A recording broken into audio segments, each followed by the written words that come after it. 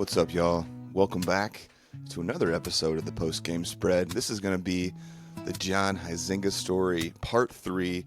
We're rolling on his story as a player. This is probably going to be my longest story, guest part-wise, that I've ever done here because of the worthiness of, his a deep dive on his career as both a player and as a coach. So, still going through as a player here. In Part 3, we go through kind of the end of his professional career, and I hate to say the end because there might be more coming here soon. So, but anyway, the end of his independent run, going through the Freedom League, our shared experience in the Freedom League, our shared experience on a reality show called The Player with Cal Ripken. That's kind of a fun little chat for us. And then his incredible story of getting back into affiliated baseball with the Brewers at 34, how that all transpired. We've got some awesome clips from his wife, Brittany Huizinga, and their incredible story through the game and how she supported him. Got me emotional a couple times. Then we start getting into some of our baseball Q&A, but we didn't have time to get through all of it. So we're going to, in Part 4, we're going to roll through more of his baseball Q&A and then get into all of his coaching stuff. We're going to hear from a bunch of baseball dogs when he gets to that. So this has been such a fun ride for me. This guy truly is a baseball Yoda. This is the Jon Huizinga Story, Part 3. Hope you guys enjoy. Love it. You give me a little sound bath there? Yeah, I got a little incense piece inside the sound bath. You got some incense going? Because I saw yours last time. Oh, yeah. You saw it? I have a bunch of cones. You can see it waving across? Oh, there you go. Oh, there. Yeah, I saw baby. some behind you or something last time. This one's one of those little cones, so it'll probably only last for a minute here. I still love incense, man. Just like kind of getting the vibe right. I've got a couple smells that I really like, and I feel like kind of zone me into like a clear space, you know? Yeah, I burn it at the facility all the time, too. I can see that, for sure. I can see that, dude. Well, Each here we day go, is- man. You ready to go for Part 3 here? Well, let's rock and roll, baby. Back in the saddle for Part 3. This is going to be the Jonathan Huizinga Story, Zinger. It's been such a journey already, man. I have just, you've been everything that I thought you were going to be. And just this, baseball Yoda is a great way, I think, to look at you. And you were even drinking out of the yoga coffee mug the last time for Part 2, weren't you? I was, yeah. It's perfect. So, Yeah, just yeah, get this right here, but Fuel Factory, baby. Love it. You got the Sparty hat on today. We got the Manimal shirt going. Looking great. We kind of ended up here. We're on year 11. So we're still going through his playing career before we get to all his coaching stuff here. We got to get the backstory. And this is really an interesting place. But before we get into it, where you're at here, texted you the other day about some arms that I just think are really interesting. And I wanted to know if you had any thoughts on any of them, or you wanted to just, it'd be a fun talking point to start off with. But I pride myself on being somewhat of a baseball historian. I've read so many books on baseball, and I love reading about guys that seemed like they were almost larger than life. Like they were in, if there was a major leagues, there should be another league for them. And there are a handful of arms that I feel like stand out to me. You know, I'm thinking Koufax, I'm thinking Walter Johnson, I'm thinking Nolan Ryan, Satchel, and I even threw a random name in there. It's not amongst them, but Steve Dalkowski. And there's this crazy legend about him throwing like 117 miles an hour. Do any of those guys tug at your heartstrings and you want to talk about them a little bit? I mean, I feel like Satchel Paige is one of my all-time favorites for sure. Him and Walter Johnson, those are the first two that popped out of there. Satchel, the stories about throwing back-to-back games, doubleheaders, throwing the next day, just different names to his pitches and his mentality, just in life, how he navigated rolling through definitely an ugly time in history too. Sure. And I think the way he navigated through it with a lot of grace. It was, yeah, exactly. But then Walter Johnson, they talk about, it was like a watermelon seed or whatever. I think it was the famous Ty Cobb that said something along the lines where it was like, that kind of hissed at you as it went by too, and it looked like a watermelon seed. Do you have any thoughts on how Satchel was able to pitch so often and for so long? Is it just a unique arm or a unique specimen, or what do you think? And he's just so fluid. I feel like he just had next to no resistance Interesting. is what it looks like when I see his throws, where it's like even Yeah. just through all of this, where it's like he's just flowing. And he can take it off. He can put it on. He can, there's crazy legendary stories about him, Do you have just sitting any guys favorite down Satchel left and stories? right. Do you have any? Any good stories about him? Well, I Yeah. got to, let's see, 2006, got to go to the All-Star game in Kansas City. So we got to go to the Hall of Negro League Fame? Hall of Fame Oh yeah. and just see some of the awesome stuff. And, I had kind of, like you, been a fan for a while just from reading his books and, Sure. where it was like, there's the one legend of him bringing in all his infielders and just punches the side. It was like, Yeah. we're good. You guys come over here. But I think the thing that I love is the mindset and then how long he pitched for, where it's just, when you talked about otherworldly, almost like legendary, that's what I think of as like Yeah. he played forever. Yeah. Speaking of, you pitched a complete game last night. Tell me about this. Let's go, dude. What's going on over 3:30 here? in the morning yesterday, yeah, we got to pitch for the SoCal Snappers, a crew that I've been playing with for a while, and Yeah. yeah, I got to go out there, and Jack Wilson was catching me. Really? Yeah, just kind of, the battery guiding me through, having some fun. But it was the second time I'd really pitched in a while, and it Yeah. was it was a lot of fun. But yeah, somehow it ended up being a complete game in ninth inning. And I went and I looked up my stats, and I'm like, the only complete games I've ever thrown were 7 inning games. Like before, Really? yeah, back before it was like I was throwing those 9 inning games. Do you know how many pitches that you threw? No clue. No, I mean they said probably around 120, but who knows. How's that wing feeling?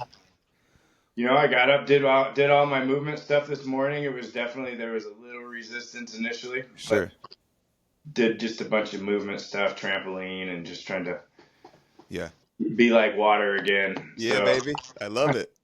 Dude, I think it's so cool that you still are exploring, still playing, and like there's still options out there for you. And I hope that you keep this part of Satchel Paige in your heart for a long time. I mean, keep going. It's really cool.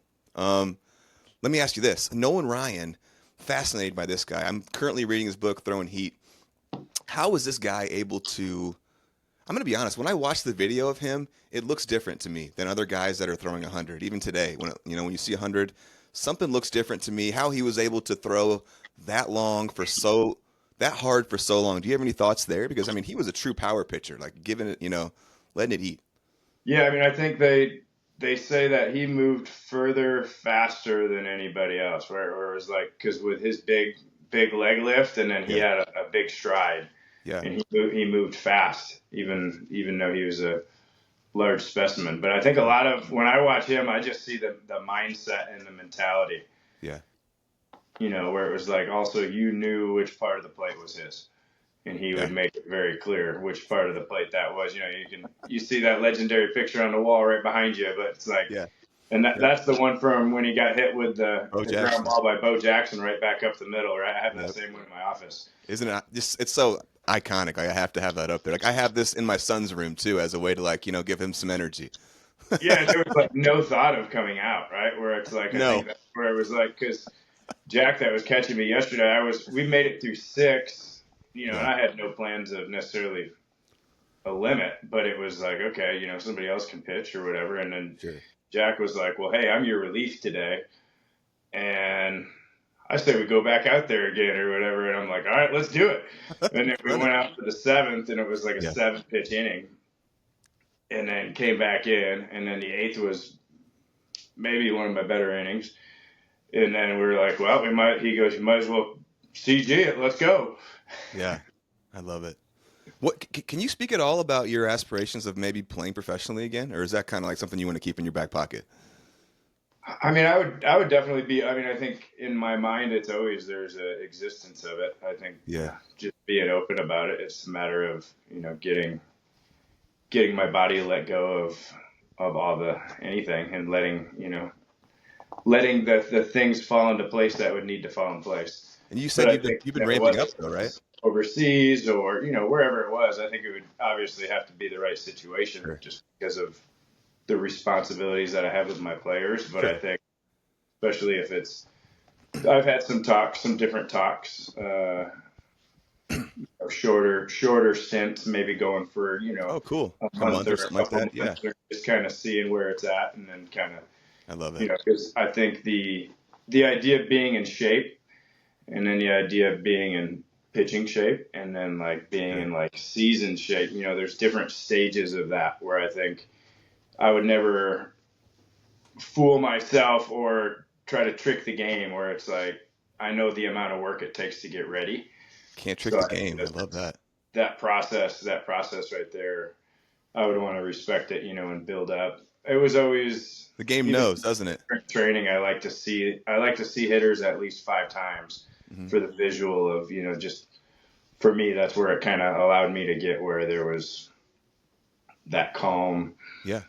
It's a combination of the relaxation that allows explosion. And Ooh, that was the thing I had to tap into yesterday again, which was funny because that's cool. we warmed up in the outfield, just in right field, no bullpen, nothing. We were the home team, and it was like, you know, one of those things. And the first inning, all of a sudden, the bases are loaded, and it's like, oh, got punched in the mouth. Here we go. Like let's roll from here. But it was self-induced, That's just great. because it was like I hit a couple guys, gave up a base hit, and then hit a couple guys. Sure. But then we navigated from there. But it helped me go to a different place after you get punched in the mouth real quick. But What, that's the game where it was like when I was out there too. It was like not necessarily laughing at the game, but yeah. being reminded by the game again, where it's like, oh yeah. I love that. What's that famous Mike Tyson quote? Everyone has a plan until you get punched in the mouth. I think he's. Yeah, I got the poster right Do you up have here that up there? on my ceiling. Yeah. That's perfect, my man. We got some similar minds here.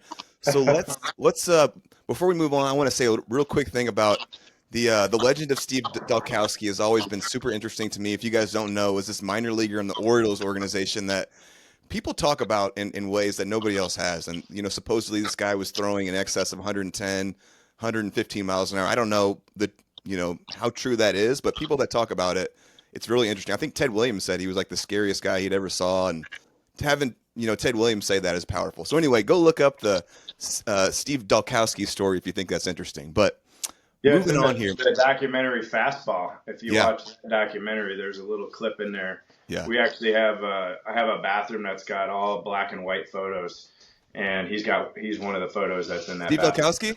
Hmm.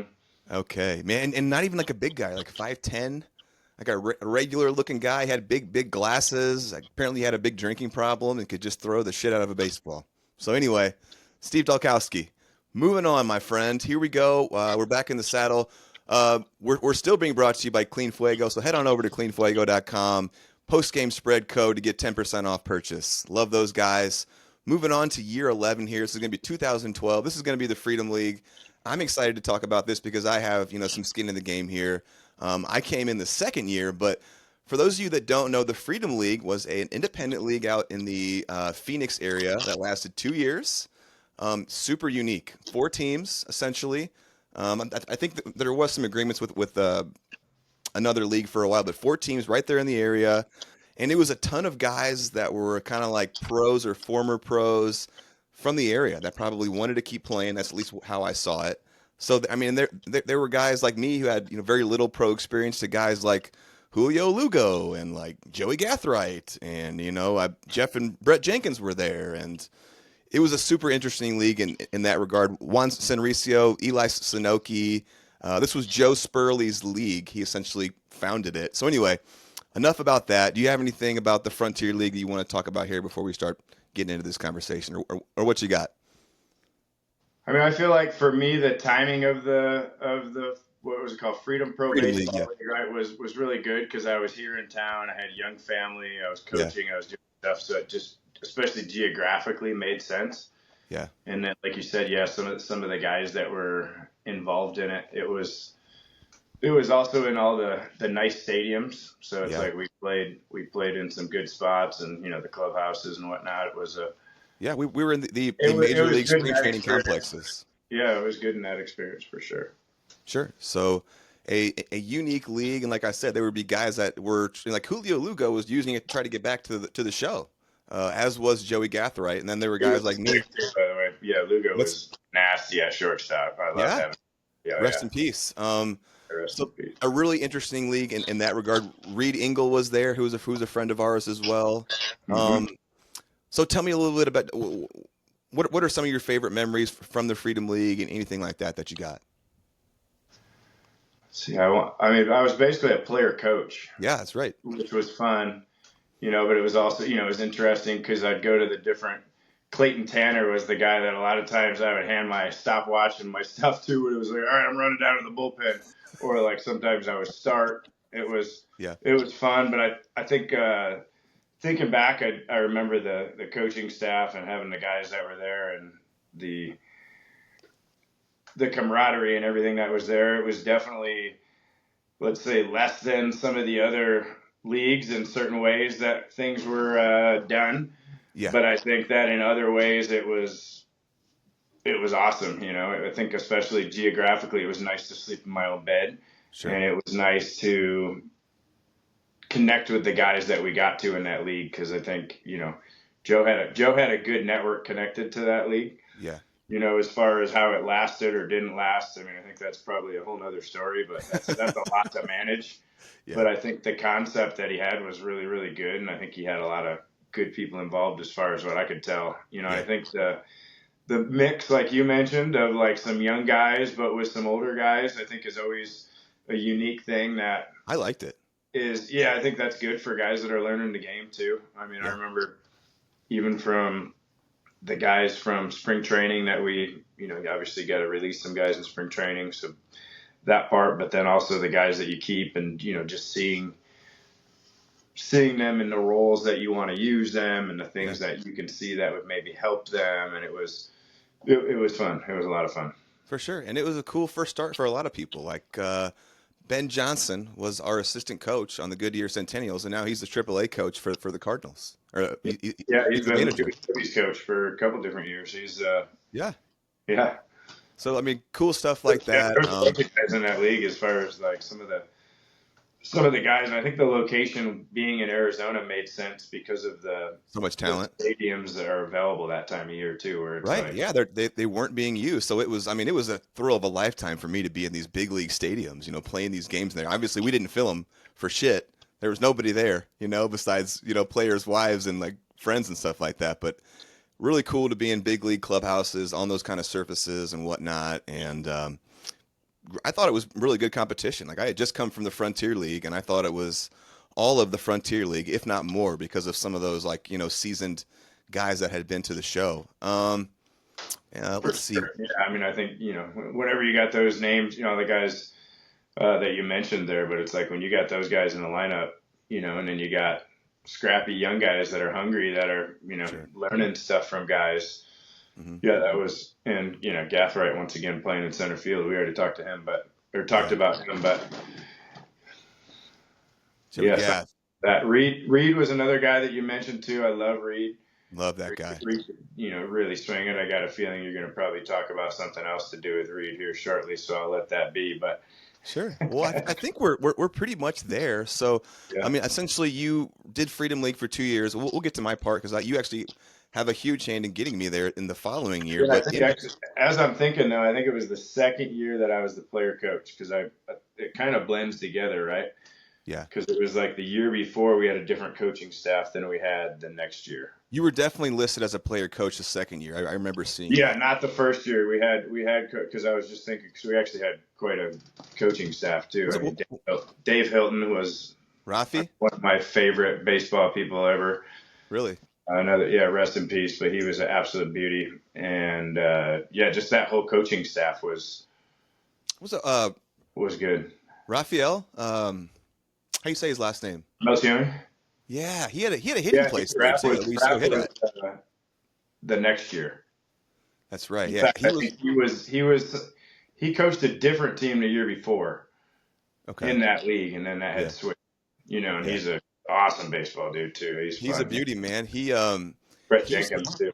yeah, he used to let us come to his facility and hit in the off days because we weren't allowed to go to the field because it was this, major league facility, and like if we weren't having a game, we couldn't be there. So we would go hit at Rafi's, and actually, the following year, 2014, when they folded, kind of everyone thought they were going to have a league, and then they folded at the last second. I was going to be on Rafi's team, so he had agreed to pick me up for that following summer, but it never ended up happening. But Yeah, kind of love in that between, guy. what's up? Love that guy. Great, great, great baseball dude. I think he's got a son now that's balling out in college too. So shout Yeah. out to Rafi. Um, Uh, in between these years, or kind of early on, I guess, in your no, this would have been your first year. This is when you and I met, and this would have been a really unique experience. Let's just go there. yeah, This is going right. to be the reality show called The Player with Cal Ripken, and let me just kind of set it here. What it was I think their tagline was "The system missed them," and it was about finding unique players and talent throughout the country that the system missed them, the professional system missed them, and they deserved a chance. They had some sort of an interesting story that kept them from getting into professional baseball, and I don't remember how many people were there, maybe 100 or so, but players Yeah, from there was all over the. also like veteran guys too. Remember, there was some guys. There was actually I want to say a pitcher in the big leagues that was coming back as a hitter, and Yep. then there was a couple other guys that they had either had injuries or something had happened, but they had either showtime or some high level minor leagues. Oh yeah, there were some big All time the all players the way there. down to young guys, right? I think Antoine Absolutely. Randall was there. I remember. Gary Burnham Jr. was there. He's got a bunch of Phillies minor league records. Reed, obviously, Reed Engel Yeah, had an Reed was incredible right. story of being this high round draft pick guy, lost his eyesight, was in the Red Sox organization for a while and working his way back. So what I think I know is that they were kind of scouring the country for interesting stories and interesting people, and then they sent us all to Aberdeen, Maryland, which to Cal Ripken's to the Aberdeen Ironbirds Stadium, and we had this kind of 3 day experience where cameras on you the whole time, going through tryouts, games, drills, interviews. Totally unique experience. I would love to hear about yours and how did they first find you? That is a great question. Let's see here. I knew I knew a guy who knew one of my old coaches, and he connected the dots and kind of brought me into the whole thing. Jake Chapman, Jake and Chapman. That's who found me too. yeah, he's another beauty. He is. He knew Fletch, and then so we kind of were connected through Fletch, and then so he just kind of knew the the stint of my story. What? Because I was maybe a 10 or 11. What year do we say in? 12? Whatever Yeah, year we are. it's Like I year 11, was playing pro 2012. ball for 11 or 12 years by then. So it was, he kind of just knew the story, and we stayed in touch. And then he was one of the coaches that was there too, right? Yeah. And then there was all the other stuff. But yeah, Chappie was the one that got me into the loop. So when he got a hold of me, he said you have to make this kind of like a video talking about your story. Did you have to do that Oh, as well? yeah. How was that for you? That was I had to do like 10 takes before I felt like I got it right. Oh man, I probably have that somewhere, but it's I do. I have mine somewhere. It's a little embarrassing. that's awesome. Yep. So did the Yeah, I video mean, and then they that's funny. I mean, to answer your, I mean, I honestly would be lying if I told you exactly what I said, but I think I was probably in the locker room or something and geared up, and I know at some point there was a video out too that kind of had our stuff in it, and it was something Yep. about being one of the most prepared guys there or something along those lines was my mindset, I do where it's remember you like saying that. Yeah. the roads had kind Actually, of led to this experience, and it was yeah. Those so they put out two commercials. One was actually airing on CBS, and then they pulled them because obviously the show never aired. But I saved both of those, and they are on my YouTube. So I for some reason thought these are going to disappear at some point. Saved them both, have copies forever. They're on my YouTube, so if you guys want to check them out at some point. But those were interesting. But so they liked your video. decided to send you there, what were you thinking about when you were headed there? Like, you obviously don't strike me as a reality TV type of a guy. I was having reservations on the way there too. I'm not a reality show guy either. Yeah, I mean, I think I saw it as a cool opportunity, and then Yeah, I mean, Cal Ripken, anything to do with Cal Ripken, I thought would be sure. sweet. And then you had the bonus of Billy Ripken there too, who was I always remember just was a hoot. He always had He was. good one-liners, and just and that's why you still see him on TV right now because he's He's really got a good little at it. bite to him. Yeah. Yeah, and I think I think the camaraderie again. Like I feel like everybody because there was like 100 of us, and they cut us down to 9, and it Right. was. I do remember we drew straws, something along those lines, and I got to choose if I wanted to go first or last or whatever. I got the first pick, and I remember I started it. I went first, even though I was typically a relief guy.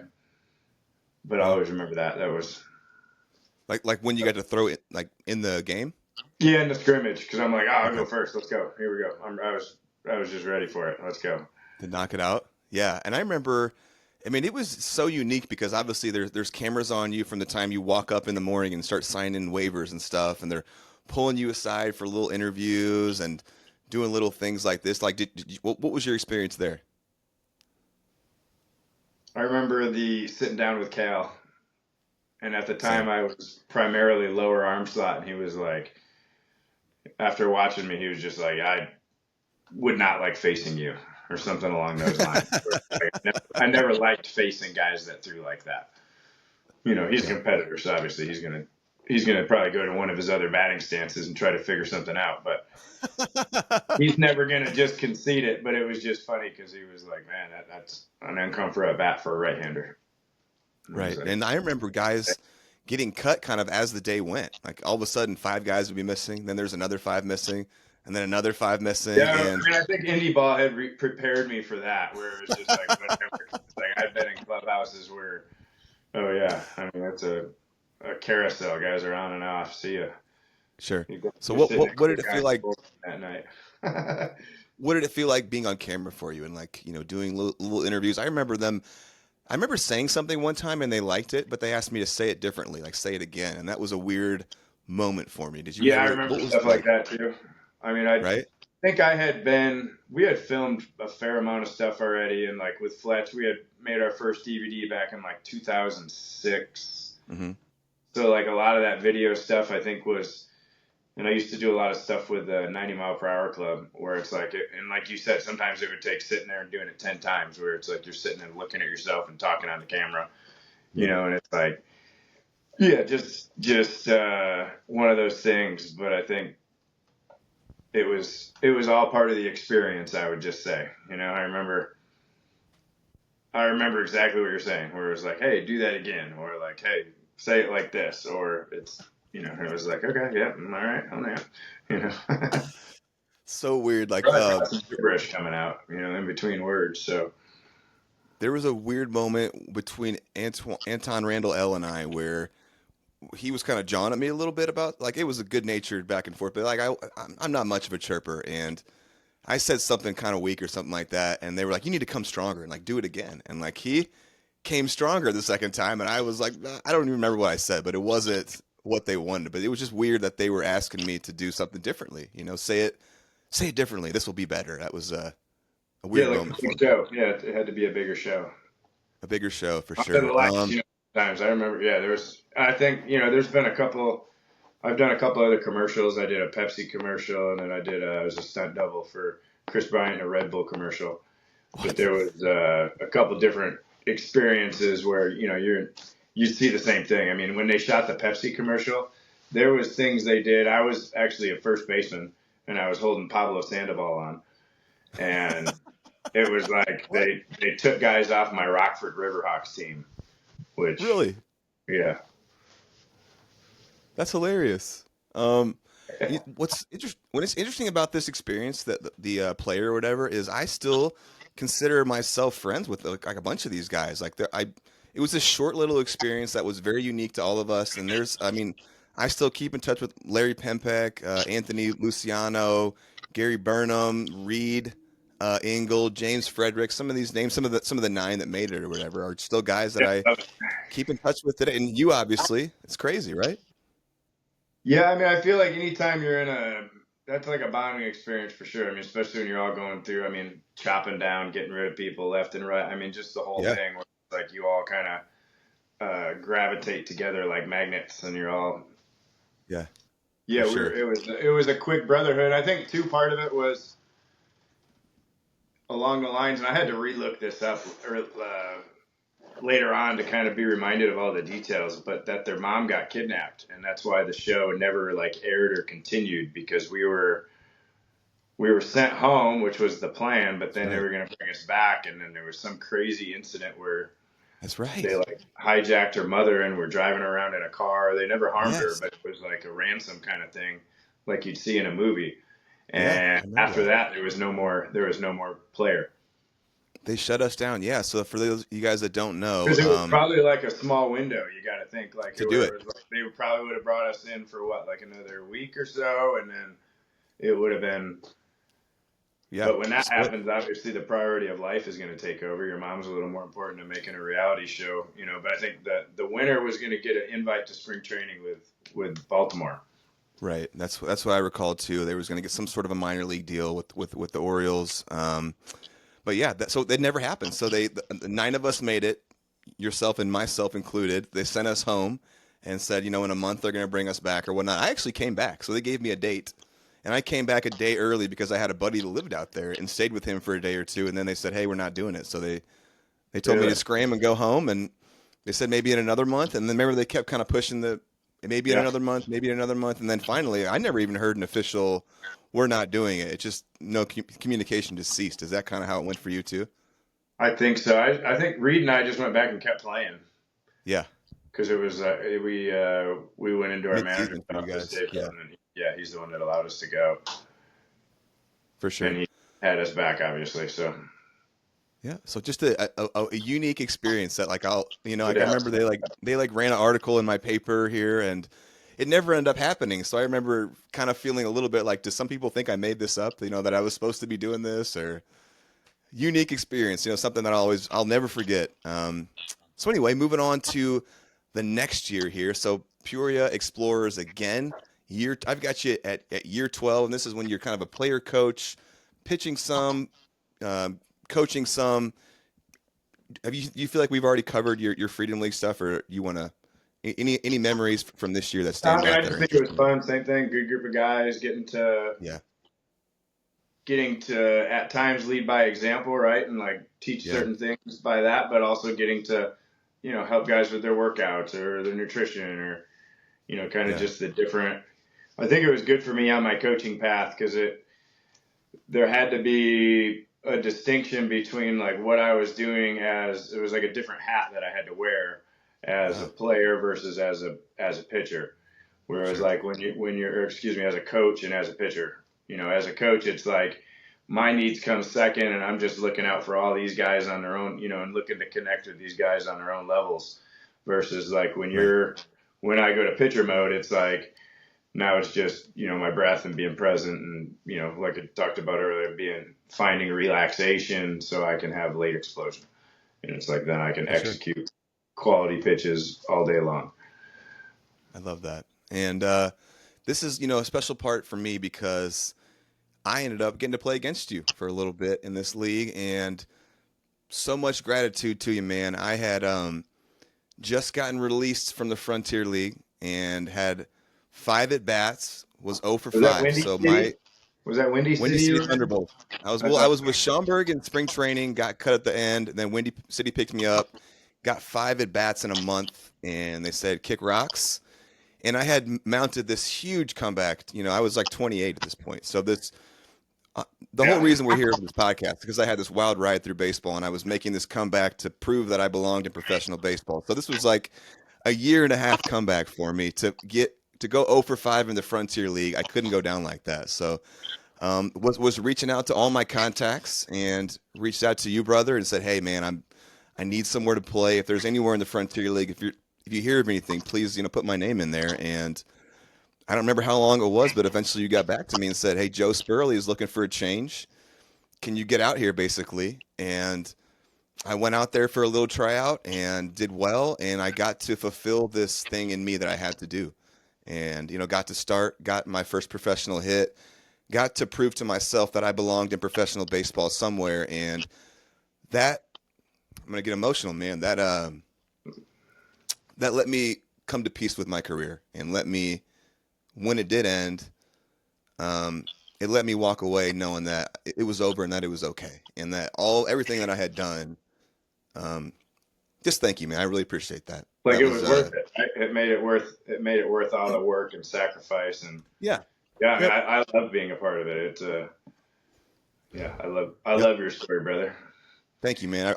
I deeply appreciate it. And like I said, you've done so much for me. It's crazy. Like you got me into the Freedom League, and the following year, before I tore my elbow, you'd hooked me up with Doc Edwards, I think, and you've Talk hooked me about up. a legend. Talk about a Yeah, legend. and when we first started the idea of you coming on this podcast, you gave me so many contacts that have opened up so many doors for me and made me more legitimate. So you are this special baseball person to me, man. You're like a baseball angel. So just thank you for everything that you've done to me, my man.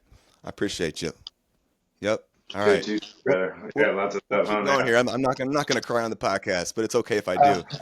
I feel like though you just mentioned Doc Edwards, and we may not have talked about San Angelo, which was a quick little About chapter, but when? San Angelo Colts I played for. I want to say it was right after Yuma. It was like got traded. I got traded That's at the right. end of the year because Yuma was not making the playoffs. We might have touched on it, but when you mentioned Doc Edwards, I No, think he's a I beauty. think I had it written in here, but we organically kind of skipped past it. We were jumping around. So let's go back there real quick. Tell me about the United League. That's the San Angelo Colts, right?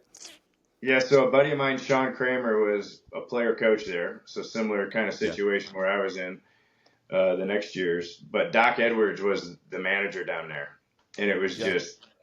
it was awesome to sit there and just listen to him and then play for him. So the fact you said his name, I figured we got to say something about Doc I mean, he just Edwards. So has yeah, lived rest in peace such a again. But baseball life, right? oh man, and it was one of the funniest things, and I'll always remember this. Guys are taking BP or whatever, and he's sitting in the dugout watching, and he's talking about these hitters and talking about a lot of his references were like to Mickey Mantle, and then there's one more in my mind where there's a pitcher and he was struggling, to find the zone or to attack or whatever you want to call it. And he yells out from the dugout and he's like, Mickey Mantle's dead. Throw strikes. So that one will always stick with me. And it was like, well, he knows. It's like, yeah. And you get what he was saying, where it's like, hey, just go right after these guys. Like, I guess Mickey Mantle, maybe you should be scared, but anybody else? So that was his mindset. Doc Edwards, what an absolute legend. San Angelo Colts. How would you say the competition was down there in the That was United a good League? league. That was a good league. There was, I mean, similar to a lot of them. Hot down there, boy. And there was a mix of some veteran guys, same thing, and then there Yeah. was some younger guys, Dude, indie ball is which is it's always a just a mix. special culture, special thing. Like if you have not played independent ball or been around it, it's so near and dear to my heart of just all the characters, all the players. People are there for different reasons. People are hanging on for different reasons. They're on different trajectories, but they're all there in the same place. And it's I mean, you have to obviously love baseball to be playing independent baseball. Would you Yeah, I agree? mean, I think we talked about Jose Canseco last podcast, but when he was my manager, he called me in his office one time and was, along the lines of like, what drug test did you fail? Which general manager's daughter did you knock up? Who'd you punch? Like those are like the three questions, and it was like none of the above, and then it was like, okay, but then it's Yeah. Why are you here then? Yeah. it was just kind of funny because Everyone's got a story, don't that they? that mixed bag where it's like, and then you sometimes you want to know because it's like guys generally want to know, especially if you're going to try to help a player, it's like you need to know where they're coming from. or Sure. if they Yeah. have any like things in their past that are going to keep them from being, in Sure. wherever else you want to go. So it was just, yeah. I love that. Well, we're about to move on to such a cool part of your career, man. Were you planning this next year? Wait, I think we've essentially wrapped up San Angelo and then your last year with Peoria. Moving on to year 13, 2014. Were you planning on playing in the Freedom League if they were going to have it that next year? I think so, if I remember right. Yeah. Right. Then they I folded, think I, I, think I would and have had to. yeah. Yeah. So take me And there, man. This is I honestly, such a that, magical that, part of your that was a career. time that I really, I think I just was coaching a lot Yeah. and was prepared for it. And it was, I mean, I think there was always consideration of maybe trying to go play in Mexico again or going to play in one of the other leagues that are, Yeah. in the other part of the country. But then it was a lot of sacrifice with all your students and all the things, especially for Sure. a short term Sure. thing. So I Absolutely. think it turned into just like training mode, But backyard training. something backyard. So, but something magical happened here, man. And obviously, the Freedom League did not end up happening. But there's a really cool article out there on about this on you, and this is what I think is so cool is a lot of your pro career is mostly bookended by stints in affiliated, which nobody does that. And you find your way back into affiliated baseball at 34 years old. Take me through this incredible year. There's a cool saying out there. When I signed with the Rockies in '07, there was a mutual buddy of mine who was a scout. When I told him I was close to 30, he said, "Just hang him up. Close to 30, hang him up." And I thought, you have no idea who you're saying that to, man. And this article is so incredible. Take me through how you got. I want the whole story. Don't be brief. How did we get back into affiliated baseball at 34 years old? You're getting sent to High A in the Florida State League, Brevard County Manatees, back in the Brewers system. Take me there, man. I'm interested. So I think it's one of those things where I had this coach back in high school. His name's Mark Dewey, who's fantastic. He was my near and dear to my heart forever. But he was my first like private pitching coach, if you will, along with Mike Paul around that same kind of a time. With Yeah. he would be around, and he was. I want to say he was coaching, or he was somewhere in the Brewers organization, and we were always kind of in contact or whatever. And he was coming over basically to see my backyard and just kind of come and hang out and watch. I forget exactly what it was. If there was, might have had a buddy in town that he was going to come see, something along those lines. And I was just throwing and throwing, and he was there. And the way I remember it in my brain is he either got a phone call while he was there, or it was like before he had got there, where they were needing to move a pitcher, or somebody had got hurt, something along those lines, right? And basically the statement was, unless you know of a pitcher under a rock somewhere, we need to make a move or something like that. And I Hey, I know a happened guy. the pitcher under a rock somewhere, but it was one of those things where it was like, okay, I think they were Sure. familiar with me, they knew my story, but then it was like, okay, you can go throw a bullpen in front of their minor league coordinator was in town, or Yeah. there might have been the head of player development. And I Yeah. went. I remember driving to San Francisco's in Scottsdale, the minor league stadium, and Where's I your head at during I that? threw a bullpen, floating. I was just on the clouds, probably Right. just, Right. and it was funny. And then yeah, I go throw a bullpen, and I remember all the guys were watching or whatever, and it was like I dotted every spot, and it was just like whap, whap, whap, whap, whap. And then I asked him if there was anything else they wanted to see, and he kind of gave me a sequence. He was standing up above the bullpen, and same thing. I just wham, wham, wham threw maybe 4 or 5 more pitches that he called, and then I think it was like, yeah, why not? We have a need and he's ready right now and he's right here. But then I remember I had to go get a physical. So like they took me in and did a Yeah. physical, but it was people that in that organization that were still kind of there from before too. So it was like a reunion Really? tour in a way too. Yeah, it was kind of funny. And then, so I mean, So what a yeah, I mean, moment! same thing, 34 just years kind of old, getting floating on sent the to A cloud. ball. What was that? 34 years old, getting sent to high A. That's a unique thing. Yeah, no doubt, no doubt. Yeah, and so all right, so I show up there, of course, yeah, and I remember I had more of a beard and I like trimmed up. I definitely looked younger probably. Yeah. Um, my kids say I look scarier though when I shave, so I keep the beard so I can look nice, but inside joke. Yeah. So But what did this no, roster so of like 20-year-olds think of you?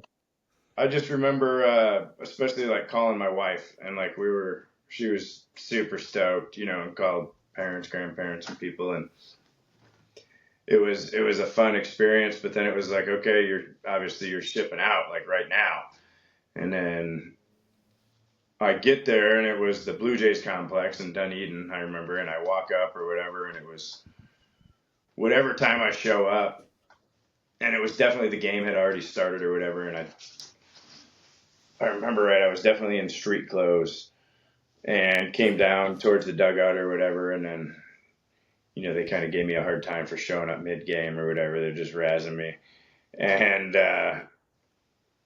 all in good fun. And then we had a little sit down, and the idea was that I was there with what's called JIC. So like JIC Just was in like case. just in case, where it was like, and he was like, "Do you understand what that means?" And I'm like, "I have an idea, but just go ahead and tell me so we're clear," And it was like, if all these other guys throw and we need somebody else to come in and throw, go ahead, you can throw, and basically along those lines of just kind of setting the bar of where I was at. And then Yeah. I remember I threw a bullpen and I threw a good bullpen, and then they were like, I think their eyes were kind of opened because I think at first it was like, who the heck's this guy? Which Right. can be a common response sometimes, which is okay. Who's this weirdo? But no, I just remember after that bullpen, things kind of changed where it was like they saw me kind of go about my business for a few days or whatever, and then I remember Joe Aralt, who was our manager, basically was like, it was either before the game or something along those lines, but he's like, be ready today. And I remember going in, and I want to say I came in with guys on base, and I came in and got a double play, and it was like the game was over, but it was the same thing where it was like floating. It was like the feet weren't touching the ground because it was just one of Yeah. those moments where you're like in the dream, where it's like you're floating versus like the Yeah. times where you feel like, obviously in baseball sometimes there's times in my career especially where it was like you felt stuck where you were versus like there was other moments where Right. it was like you were going along that path with less resistance, if you will, and I think just the headspace that came with that and kind of Yeah. the whole experience of it. And I remember there was a guy that I played with, Steve Boggs, and he just happened to be at the game. His dad's an agent for players, and I think he's an agent now too. But he was there, and it was just like he was excited for me. And I just remember like how kind of full circle that kind of took things, where it's like we had played in Yuma together and gone through some of Yeah. the stuff that we went through in Yuma, and Is it this was the just like same Steve Boggs that played in the Freedom League? yeah, Oh, he was a center fielder for I was his right fielder. Love that guy. yeah, absolutely. Right on. Cool. So But how then, did this yeah, roster? so I come to kind of Right. continue, I guess, to finish that story for that day. But it was like, so I do interviews or whatever. I guess I had broken or tied a record, like the longest time away from affiliated ball signed back into affiliated ball. Yeah. I'd have to look it up again, but I think there was a guy that was like he went between independent leagues and Mexican leagues, and then so there was I either tied him or I broke the record, something along those lines. Yeah. And then I came into the clubhouse and they were making a whole bunch of noise, like it was like a college football game, and then the manager basically told me I had the post game speech, and then he gave me. I'm going to keep the three phrases away from when it happened, but he gave me three phrases I had to use in a post game speech. Uh, or three words that I had to use in the post game speech, but it was fun. But I mean, I made some lifelong friends on that team, especially like Tyler Wagner and Taylor Williams. Are Yeah. kind of guys that stick out on the top of my head right now. But like just guys that are actually I still have relationships with. So that was fun. So incredible, man. Do you believe in the baseball gods? Is that a stupid thing? No, we talk about baseball guys all the time. Absolutely, I think Do you there's. think you were being rewarded for being such a pure-hearted baseball guy? I mean, you could definitely look at it that way. Yeah. Yeah. I mean, How did I that definitely roster felt take like you it in? was a blessing. I was definitely rewarded by that, just the opportunity in itself, because it was awesome. And then season finished up, and kind of training, getting ready. I had yet to have an invite to spring training, so I was like training to get ready for that. Hmm. And then January 11th, when I got in a car accident, driving home from Victory Lane, I was doing a Sidearm Nation camp actually, and it was maybe 5 miles from my home. But I was driving home. I was sitting at a red light, and lady comes crashing down the hill at like 45, 50 miles an hour, never touched her brakes, and just smoked us. So that was Really? kind of like, yeah, that was like, whoa, big, what just happened kind of thing for sure. What's Can we back up a little bit before we get to this? Because this is obviously a big Yeah, moment for you. yeah, yeah, yeah. Um, Take me through. Obviously, so they told you what their expectations essentially were of you when you got there. You absolutely shoved. You had five games, 1.35 and 6.2 innings of work. Um, did you have any thoughts of like maybe if I ball enough, I can stay in affiliated, or were you just For sure, for appreciative of sure. this moment? Yes. No, for sure, yeah, absolutely. And I think our manager really liked the way I threw the ball too, and was going to fight for me to get an opportunity, like encouraged me to come down and be around and just kind of show face and show where I was at, and Beautiful. or if nothing else, to do the same thing as I'd done other years, and it's like stay ready, and then Yeah. when they have a need, there you How go. um how did that roster take you in? Those are obviously young cats. Those are 20-year-olds. That was Prince Fielder and Ricky Weeks and dudes like that, right? No, this was let's see, we had like Tyrone Taylor was on this team. Trying to think, what's Cooper's last name? Big Bopper, right-handed hitter. He's in the big leagues now. Um, I'm spacing his name right now, but our shortstop was in the show. Tyler Wagner, Taylor Williams. I'd have to look at the whole roster Okay. again, but it was, like you said, younger guys. I think initially there was probably definitely the same thing where it's like, who the heck's this guy? Right. And then I think it turned, I think it turned into baseball where it's like none of that matters, where it's, especially Yeah. in a good clubhouse, where it's like, One of the you guys. name the thing that could divide us, or if it was names or religions or where you're from or age or whatever these Yeah. typical separations are in the world. It's like in the baseball, it turned into, I mean, I felt part of the team. I never felt like I was anything Yeah. different than one of the other guys that was there. So it was, So you go from this incredible high moment of getting picked up again. Maybe you have a shot stay in affiliated. To we have this how debilitating. Well, tell me about this back injury. Let's just go there. so it was bad. I mean, I remember I had to go through the rehab process twice, because it was like, especially getting the stuff back in my back it was a lot of work, What and it was what was the actual my injury? back and my neck, and what's that? What was the actual injury? Can you speak to that?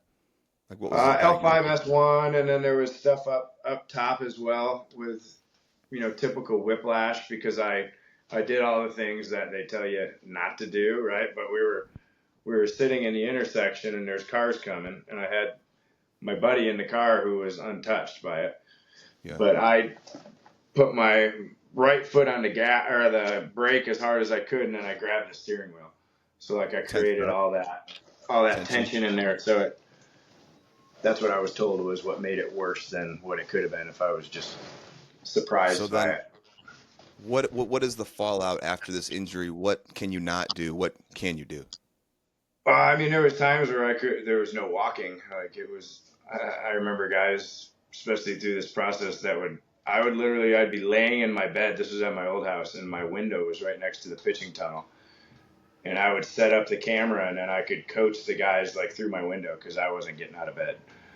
Wow.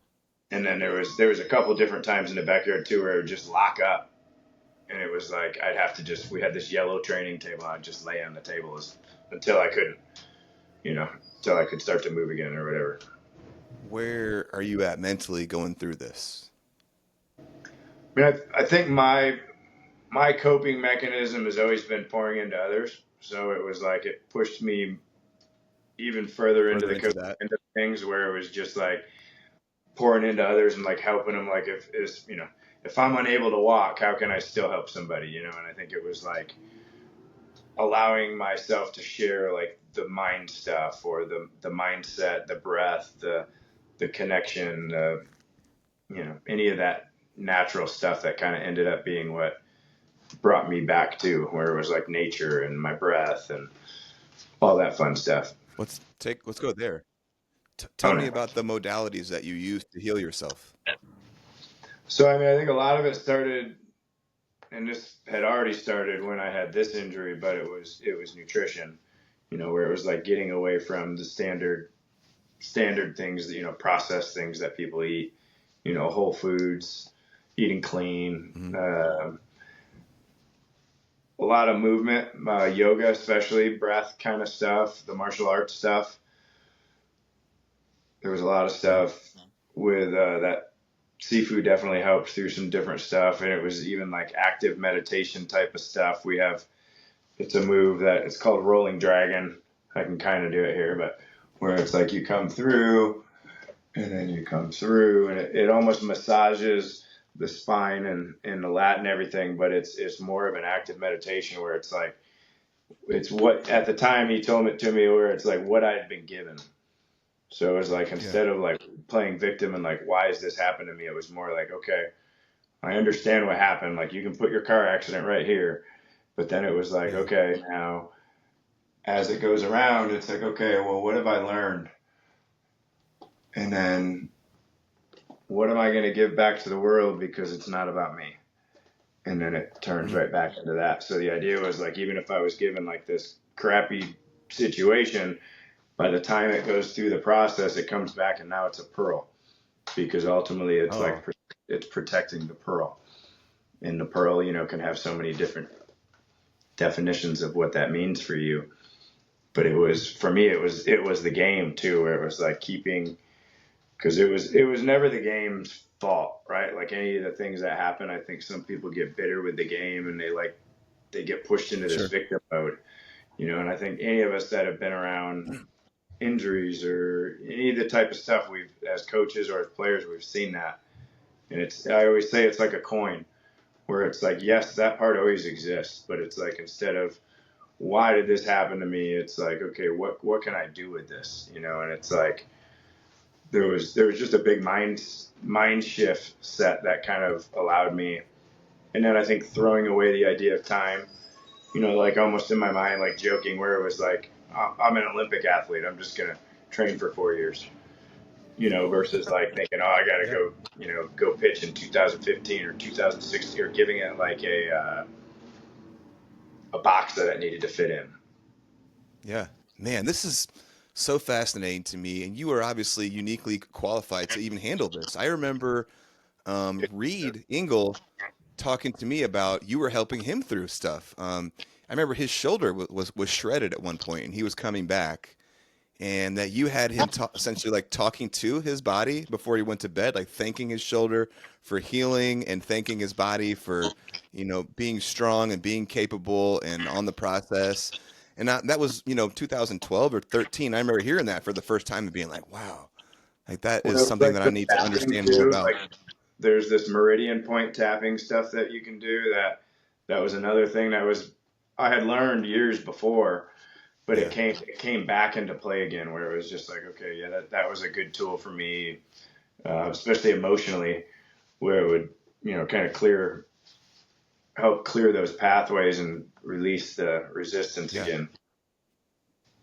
I mean, were you at all feeling depressed about your playing career being derailed at this point, or were you just focused on trying to survive?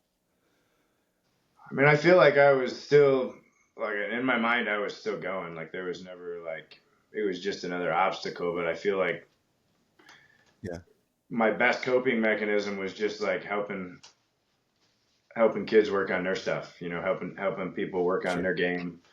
And then Okay. there is a lesson in that too that I had to learn too, where it's like you got to be careful who you give your energy to, but also you got to make sure you're allowing other people to fill your cup as much as you're filling their cup. And having Sure. relationships with people that, instead of draining your cup, they might just add a little bit to your cup every day. So like having people in my life that fill my cup so I can give what I have, because once again, it's going through the process of, okay, what can I give back? What is this? How can I help?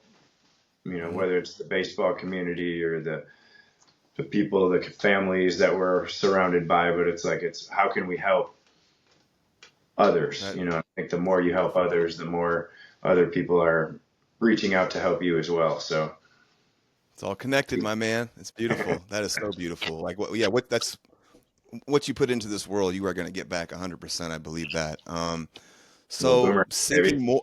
sinking more into the coaching part of your life at this point as you heal your back. Yeah, for sure. Yeah, and I think there was some fun chapters in there, and it Yeah. was kind of it would come and go at times as far as like the ability to move. Okay. And it was part of that rehab process. But I remember continuing to learn lessons, but then seeing guys, kind of go do their thing was fun. I think also being a dad and a husband at this time was a helpful thing for me, because it was like we were so busy doing a lot of the stuff that we did that there was really no time for me to sit back and be like, poor me. It was more like, hey, Yeah. I'm just surrounded by all these other good Yeah. things. Like it was pretty easy to keep looking at that side of the coin, even Yeah. though, you'll have people around that try to flip that coin on you. But I think same thing, where it was like family was supportive, and especially like being a dad is probably my favorite hat to wear anyways. So Really? I love hearing that. Where now at what point were you able to throw again? Or like how long of a process was this before you were comfortably throwing again? I mean, I'd say I'm still going through some of that process, right? Where Really?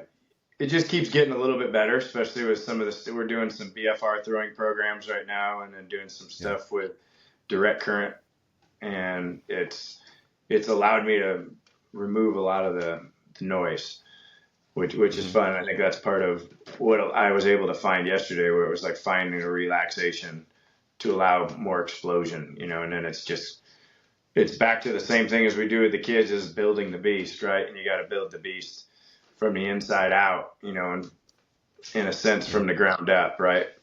And that's the lesson that we continue to learn. Like, you go into nature, right? We've had some Hmm. cool crews coming up into nature. We're actually going to Sedona again tomorrow morning. Oh But wow.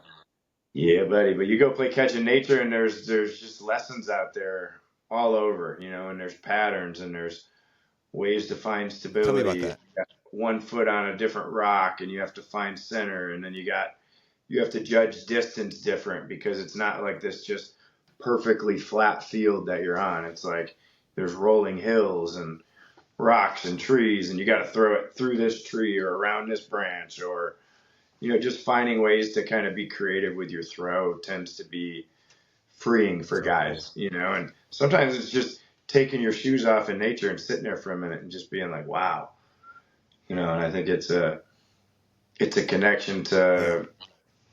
to our creator and to the planet and to all all the good lessons as far as like also we sit there and we watch the river or we go in the creek, we go in the water and you sit there and it's like it's never in a rush, but it always gets where it needs to be.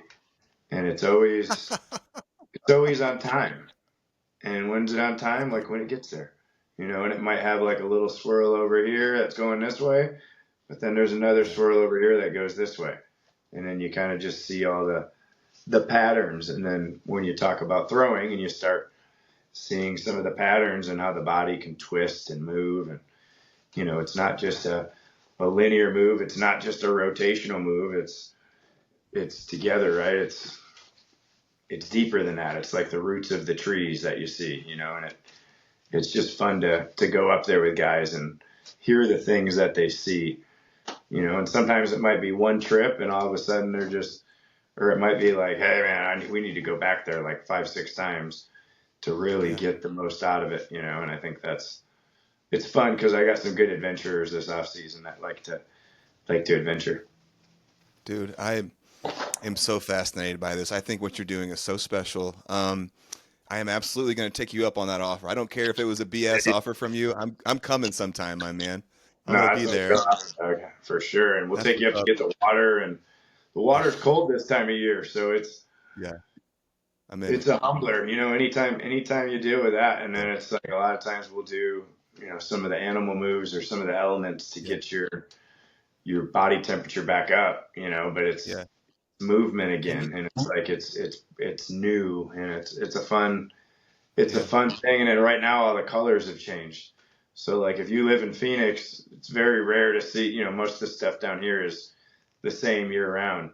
When you go yeah, up there, there's, all the hardwood trees and all the yeah, yellows and reds and oranges yeah, and then all the rocks are red. So it's yeah. this time of year is pretty special up there. I love it. And you've taken everyone from like high school chuckers to like big leaguers there, right? Like it's quite the camp of talent. It just Yeah, depends on who wants to go. Sometimes yeah, I've even had some parents that roll with, or I've had some younger siblings that roll with, and then yeah. other times it might be a specific team or group. But yeah, Yeah. it's one of my favorite things to do with guys. Who would you say has gone the most of your pupils? Probably Ethan Williams, that's up in California. He's Okay. he's here a lot. He's flying in today, and we're gonna go tomorrow morning. But I mean, Beautiful. Libby, I've been there a lot with Libby, Yeah. Beautiful. and he's And a I good can't wait. driver. I like to go with him. He's a good driver. uh, So. Okay, I'm with it. Let's go.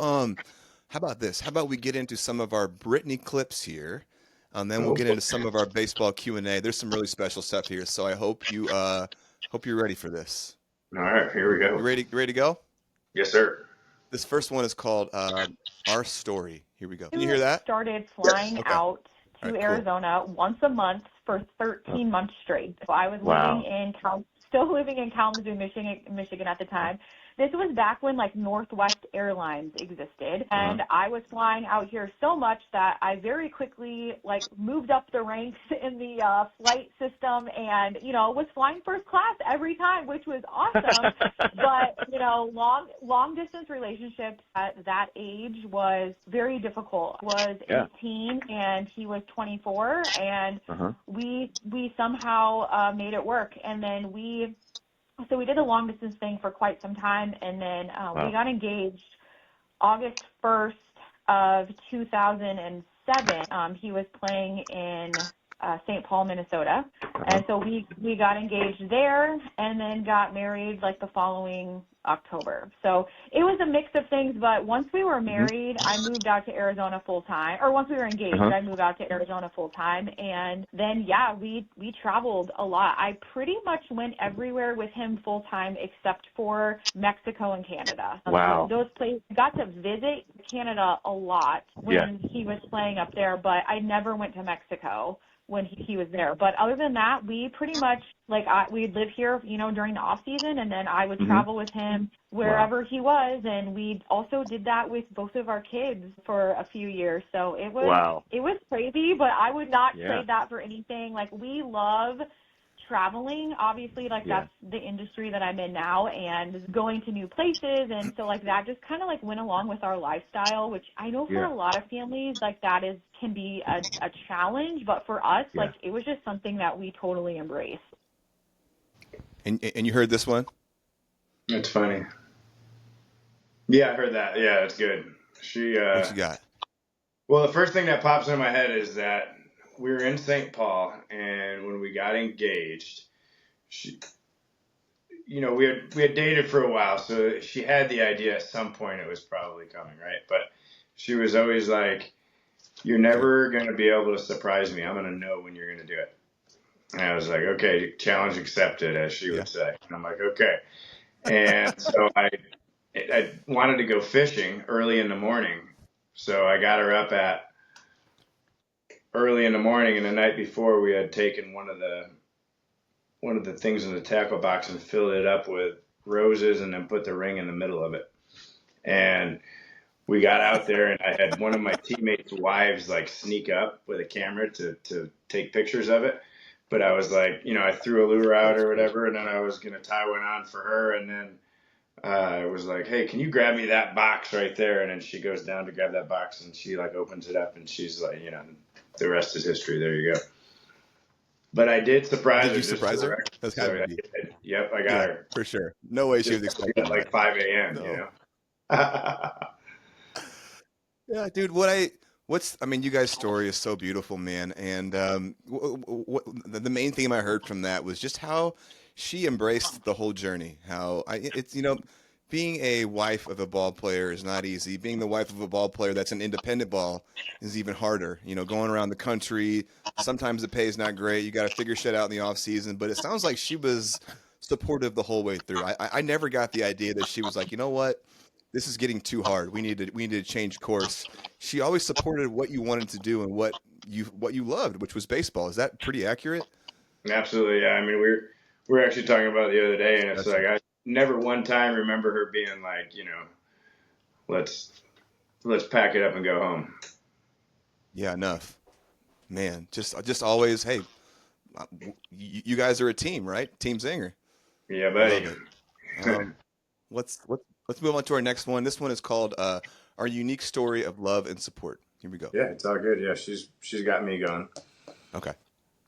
All right, here we go.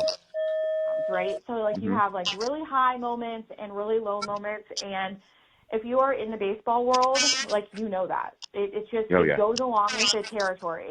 And so I think I keep going back to injuries because I think of any of the like lower moments of Jon's life all kind of happened like during those times where like he doesn't know if he's ever going to be able to play again or like what that's going to look like moving forward. And so I think just being supportive of him in the best way possible was a challenge for me because I had never experienced that with him. And I knew like baseball was his entire life. Yeah. And I knew going into dating him that baseball was always going to be a thing. And I've always supported that. Like we have friends who, they get together with someone and the girl's like, well, you have to pick. It's either me or baseball. And thankfully, it was never like that with me and Jon. I, coming from a baseball team and working for them and, that's how we met. Like, I just knew, like, that was going to be part of our life. So thankfully, there was never any question about, like, that happening. Like I remember a specific story. So our son Zinger was in preschool, his last year of preschool, and this is like actually one of my favorite memories in general. Jon had been quote unquote retired for 2 years, and he tells me one day, he's like, I think I'm going to go play baseball. And I was like, what do you mean? You've been retired for 2 years? And he's like, well, this opportunity came up and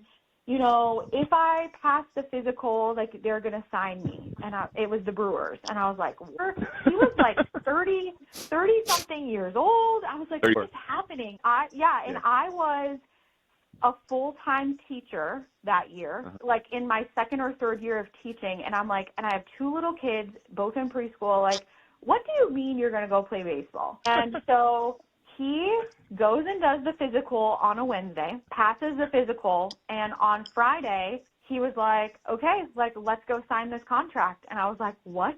So I went with him to the Brewers complex here in Arizona, and I took a picture of him. He signed his contract, and he left the next day and went and played in Brevard. And I think he was there for like about a month or so, like it was the end of the season. You know, I'm at home full-time teaching, which is exhausting, and taking care of 2 kids. Like, just like, that's just what we did. Because, you know, I knew like that fire lived in him to like still pursue playing. I wanted to support that. And ironically now the tables have kind of turned, because now I'm in a career that I love, and he is fully supportive of all the crazy things that I do. So it's so kind beautiful. of cool to see that. Yeah. Man, that choked me up multiple times, man. What a special person. What a beautiful soul. What you got? She allowed me a lot of space, that's for sure, and the support, like we said, is just always been there. And Man, it's fun to be able to give it back, because she is getting to do what she loves now. So she's kicking butt too. Yeah. Man, just special. You guys' journey is so special. I'm gonna keep moving. What's up? It's just wild hearing her talk about it, you know, because it just Is it gives me, cool? like, flashbacks. Yeah, absolutely. 'Cause I'm sure you guys don't sit there and like, hey, let's talk about this point in my career, this point in our lives, right? But yeah, I mean, that's kind of the beauty of what this podcast is kind of going back and reflecting on some of these moments and this special life that you guys have created, and that you these two souls connected, and that you guys supported each other. It's so beautiful. Let's go. How you guys survived next? See if I can find that one. Here we go. So luckily for Jon, he always coached in the off season, had a great network of people. But the moving around, I think, also has its challenges. Once we had kids, I remember when we were living in Yuma, Arizona, Jon was playing for the Yuma Scorpions, and Jose Canseco was one of his managers. And we had 2 babies under the age of 2, and the team put us up in a hotel to live in. And that was wild. Like, you know, Xander was, I think, like 18 months old, and our daughter Mason was like 4 or 5 months old. And, you know, I have 2 little babies I'm trying to take care of and like set up a hotel like a home, and that was challenging. But we did get to travel with them for a couple seasons, but after that we bought a house and settled down. So it's been, and I'm so glad I got to, you know, have the kids experience that. They don't really remember, but I remember. And so I just think that that's so cool. They got to go on the field with their dad after the games. And Xander would sit on Jon's lap when he was signing autographs, and like, just like cool memories like that, you know, make it worth it for us. Beautiful. That was that's just incredible. Thank you. That was everything I Got anything, buddy? No, I love it. Yeah, I can think back to little Z sitting right here, and I'm signing right here. Tell me about this hotel room, man. I couldn't imagine a family of 4. Oh man, you know, she did just do such a good job. And I remember, because it was like things would be organized a certain way, where it was like, you know, whether it was like the baby's food or like our food, or it was. I couldn't imagine, dude. I feel packed in our house now. We've got like a 4-bedroom house, and I feel like sometimes it's not enough space for us. And I just imagine putting all of us into a hotel. The amount of time you're gone too, where it's like, you know, and I feel like there was definitely times where we'd be on the road, and they'd either move us to a different hotel room, or there'd be, you know, some kind of a switcheroo, and it's like, oh man, there's a lot going on here. Right. And she held it down for you, so that you could go chase your dreams. What a special person. This next one is, I always wanted to support him.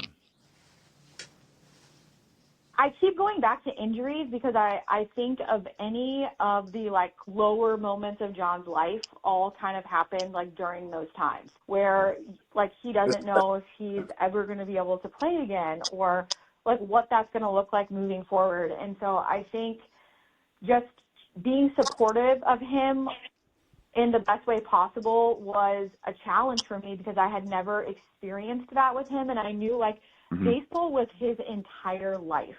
Yeah. And I knew going into dating him that baseball was always going to be a thing. And I've always supported that. Like we have friends who, you know, they get together with someone and the girl's like, well, you have to pick. It's either.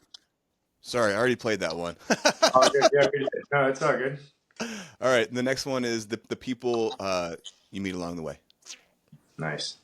They probably like the biggest highlight from all of it is that the people that you meet along the way. Like Jon and I are both very much so relationship people and value people a lot and like what they teach us. And so we have gotten to just meet so many cool people with baseball. And baseball is such a small world, as you know. You know, you meet someone and they know somebody that you played with before, and it's just it's really cool to like see the connections, and it really is a family. Like baseball people really watch out for baseball people, and that was like something cool for me to see. Even the wives and girlfriends of all the teams he played for, like I specifically remember when he played in St. Paul, Minnesota in 2007, and he had a really great year that year. And I think it was 2007. I don't know. See, all the years run together also. But he had a really great year that year, and I remember specifically the group of wives and girlfriends. We were super tight and did a lot of things together. And like, those are just things I will never forget. Okay, there we go. Shout out. That's going to be the yeah, he's correct. Those are going to be our Brittany clips for now. We've got more when we get to you as a coach. So I saved half of them that more pertain to your coaching. So some absolutely touching stuff, dude. You guys' journey, how she made it work. You know, through all the independent ball and traveling around, and it's just so beautiful. You got anything you want to add in here before we move on to some of the questions? No, I mean, I think it's awesome to have that support from a spouse, right? Where it's like you get to live your dream, but at the same time, you get to help them live theirs or support them through theirs. So, yeah, I mean, I think I'm very blessed, you know, and the mom she is for my kids is a special place in my heart forever. So, special lady. I absolutely love talking with her, and I can't wait to play more clips when we get to our coaching section of you. I liked hearing her perspective. I'm sure, man. Yeah. So let's move on. This is our Q&A stuff. I love this part. I really kind of pour into this, and I think it's interesting. So we did a few of them, I think, in part one at the end.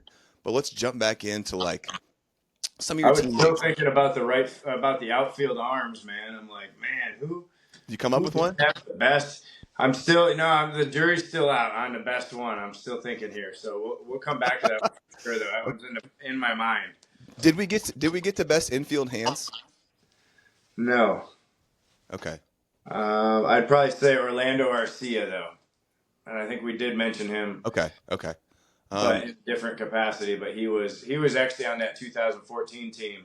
Okay. And I'll always remember because we sat down in the dugout, and that article had just came out about me that said like how old I was or whatever, and he was like, we figured out that I was 16 when he was born. And he was for me. That's great. Outside of yourself, because I'm sure probably every teammate you played with would have said you, who would have been kind of like the wisest teammate, you know, like one of those kind of characters on the team you played with? Oh, man. I mean, the first one that pops into my head was Felix Jose, especially in his way. And then, like, Randall Simon was another one, too, like just talking to – Randall Simon, yeah. Getting to talk to hitters, you know, and just some different stuff. But I think those are the first two that pop into my head. Okay. As far as especially baseball IQ type of conversations. Really? Tony Phillips was unbelievable. Yeah. Just as far as an overall, just like energy and approach to the game, like playing the game the right way, respecting the game. Yeah. Dave Hilton, who we mentioned a little while ago, he was a baseball Yoda in a way to me too, whereas like he was so calm. I remember there was some crazy thing that happened in a game, and it ended the game, and I was like after the game, like pacing the hallway, like waiting for the umpires, and I was gonna like blow up this umpire, and Dave just like calmly like comes over and just like moves me to the locker room, and it was like, but I had like drop kick stuff, I had completely lost it, and Dave just came up and it was just like ushered me in, and it was like. Yeah. Oh man. Just in his calm demeanor. But yeah, I feel like he had a lot of wisdom. I would say Dave Hilton was probably the winner as I'm thinking all the way through. I'm with that. Let's move on to best prankster, funniest locker room guy. Is there anyone that jumped out to you there? Oh boy. And then secondly, are there any pranks that you feel like are worth mentioning that you experienced in your career that you can share? Well, I mean, I think it was funny because a lot of times, like, and it was the clubbies, right? But the clubbies were clever. But like, if the rookies didn't tip or didn't like take care of them, it was like your uniform and maybe not your uniform the first time, but at least your personal items were frozen, and then they were at the top of the flagpole until you got your thing right. There was certain things like that I remember. I mean, I was always a double laundry loop guy because I do. Especially when I was a reliever, because I do one after BP and then I do one for the game.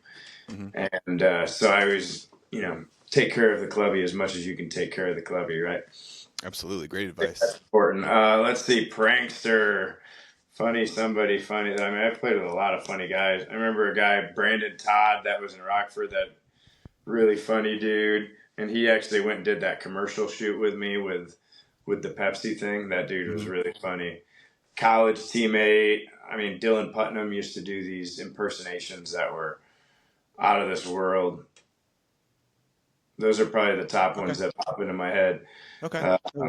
But there's definitely always at least some kind of pranksters on the team. Sure.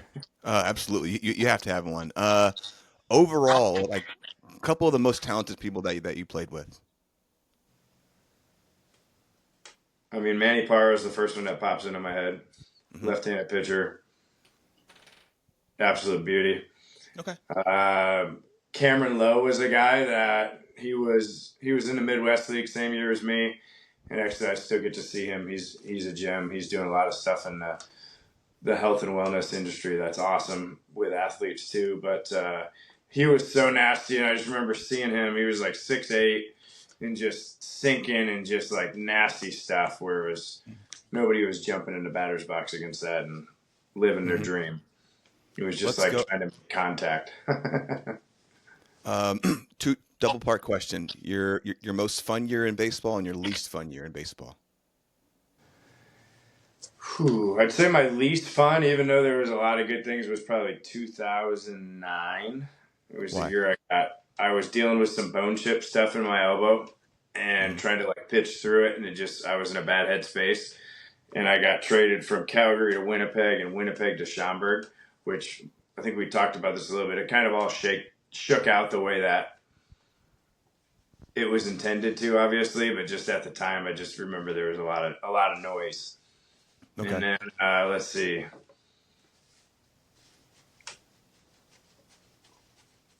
I'm going to say probably 2006 through 2008. I'm going to throw that all together just because it was like Calgary was really good. Went to winter ball, played with the Saints.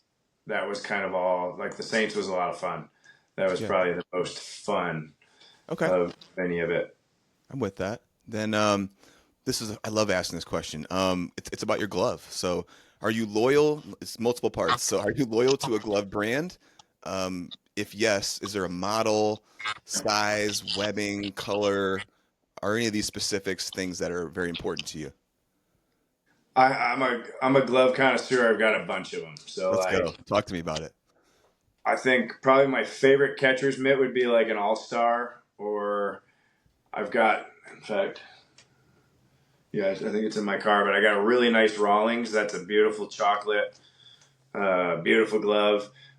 Pitching wise, I've had a variety of different gloves, but I love them. But I mean, I've had different seasons with like, a blonde one or a dark brown, or I've got, the black leather I remember in college I really liked the black leather, and I would black out my shoes. Like I like to. It was like a guy, Scott Erickson, that pitched for the Twins. I remember that. It was like Remember he'd him? black out all his gear, and it was. Yeah.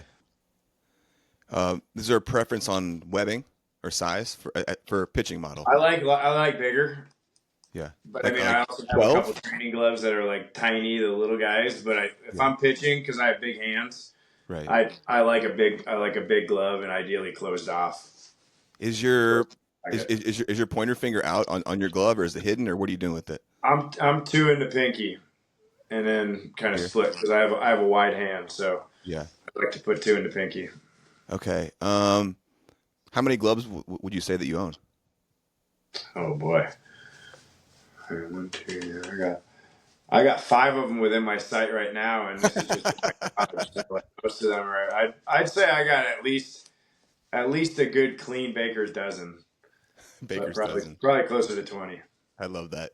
Then tell me, do you have any fun ways or unique ways that you, or just so we were on glove stuff, and I asked you on how do you break in a glove? Is there anything? Okay, so we were on how you break in a glove. Any specific way? Any potions you use? Anything unique? So mink oil is one that I've definitely used in the Love past. mink oil. I like mink oil. I like the smell. Yeah, I do too.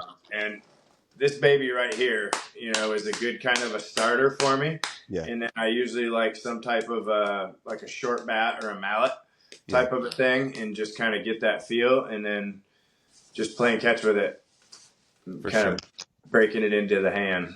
How are you at all specific on your lacing and like how tight you keep it? If it gets loose, will you tighten it up, or you like a loose? I like it firm. I definitely like it firm, and I like to leave the laces a little bit long. Okay, so just like for some fun things, kind of flapping around. Yep, exactly. Yep. Maybe a little, mess with the hitters a little bit. Seriously, yeah, Just a little bit of that. Yep. Okay, this is funny for me. So, spikes, turfs, molded, barefoot. Let's go. Take me through your favorite spikes if you have one. Turfs, molded. Obviously, you're a barefoot guy. That's your thing. I mean, I've grown to love high tops, even though like coming up, I never really had the access to the high top cleats. I've inherited some of those from some guys. I'd say those are probably my favorite. Looks wise, probably my favorite molds I ever had were the All-Star PF Flyers. Those were PF Flyers. The black and green ones too. Those are gnarly. And then yeah.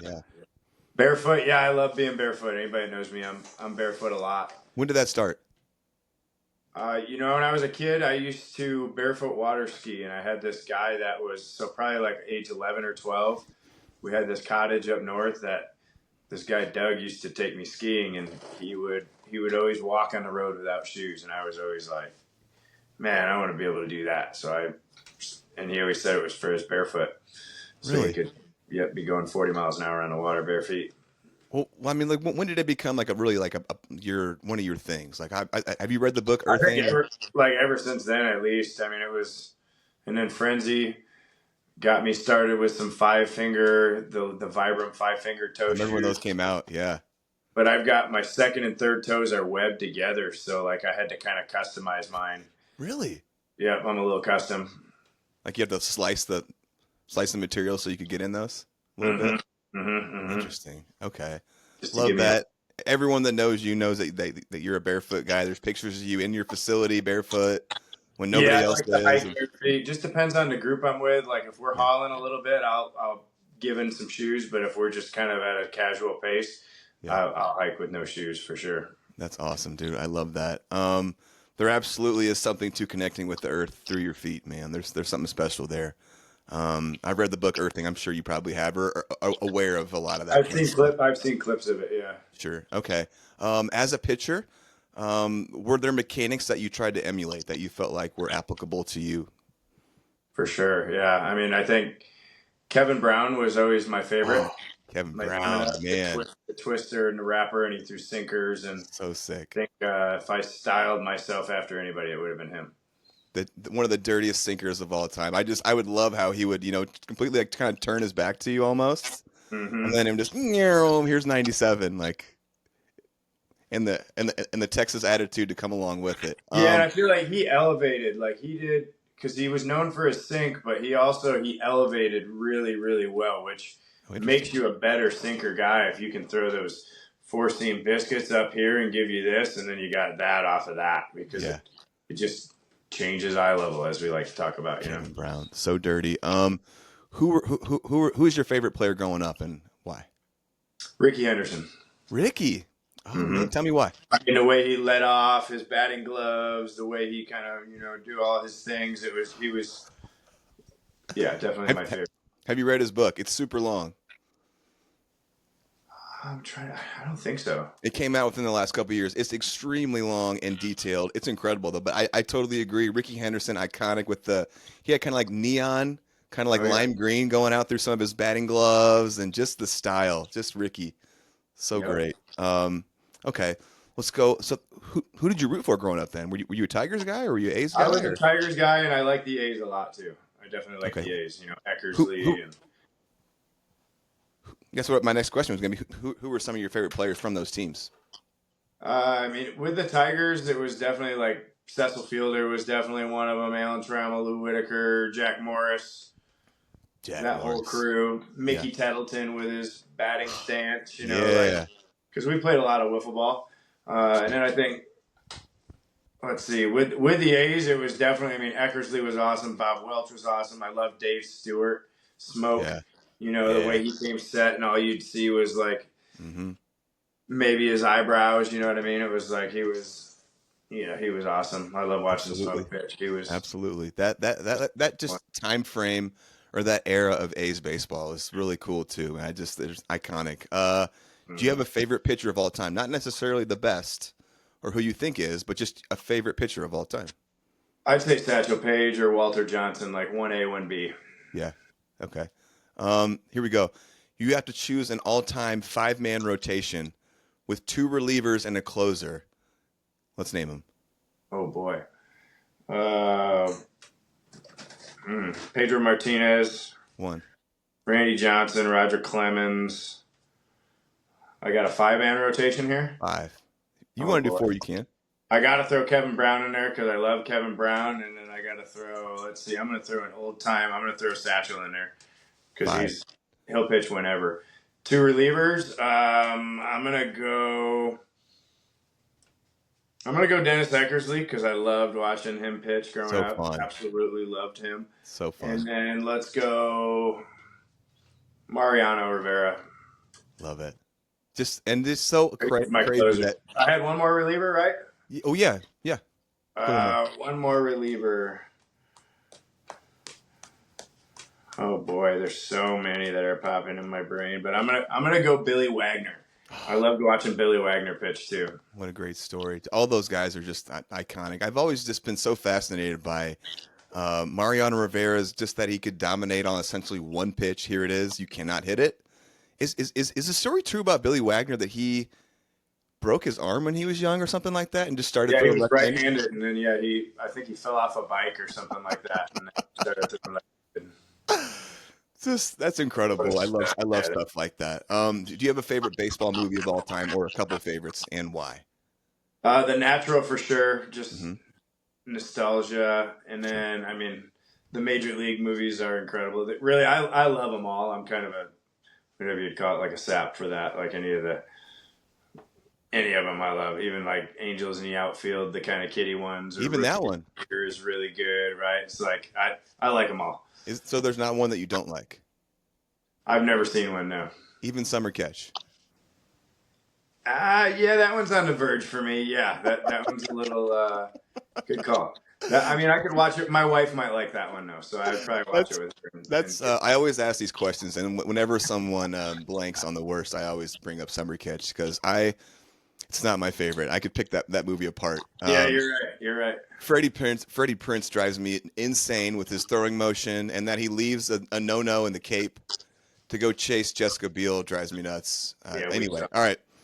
At least it was Jessica Biel, I guess. At least it was Jessica Biel, but still, man, like if she doesn't understand that you can't leave a no-no in the Cape, she doesn't understand a lot of things. So yeah, exactly. That's a bad sign. Right. Favorite things to pass the time on bus rides? I like to read a lot. Yeah. Do you have? I did a fair amount of crossword puzzle, because remember back in the day, it was like there was maybe TVs on the bus, but there was none of those devices and stuff like that. Yeah, So you like, actually had to interact. yeah, and I think we played a lot of cards. Yeah. And then a lot of cards, and then I always like to read, and I like to journal. Do you have any? Let's go then. Some of your favorite books, non-baseball, and then baseball. You have a couple that jump off to you. Let's see. Mind Gym is one of my favorites. The Inner Game of Tennis is a really good one. Really, anything baseball I love. I mean, I have like the encyclopedia style with just the big pictures from the Sports Illustrated ones all the way down to the, mental performance stuff is probably one of the big things I really like. What about non-baseball? Do you have like a favorite couple that jump out to you?